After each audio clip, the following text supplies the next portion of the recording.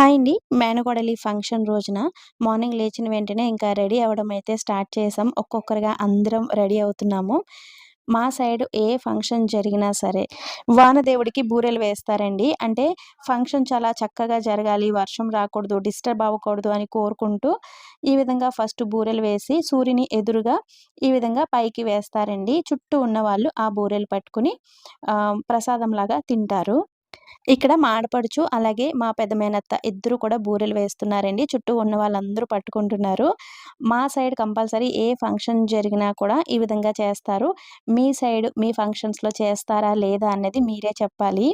ఈ వానదేవుడికి బూరెలు వేయటం చాలా సరదాగా జరుగుతుందండి మా సైడయితే. ఎవరికి ఎక్కువ బూరెలు దొరికినాయో చూసుకుంటూ ఉంటామనమాట. ఇంకిక్కడ నా మేనకోడళ్ళు, మా వదిన వాళ్ళు, తోటికోడళ్ళు ఇంకా అందరూ కూడా బూరెలు పట్టుకుంటున్నారు. నేను వీడియో తీస్తున్నాను కదండీ! నేను బూరెలు పట్టుకోలేదు కదా! ఇంకా వీడియో తీయడం అయిపోయిన తర్వాత అందరూ నా నోట్లో బూరెలు పెట్టారనమాట.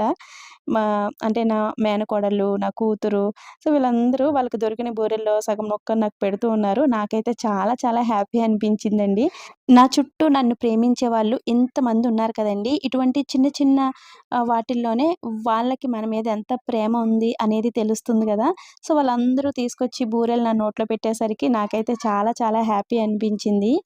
ఈ చిన్ని మినీ వ్లాగ్ నచ్చితే లైక్ ఇచ్చి వెళ్ళడం అస్సలు మర్చిపోవద్దండి.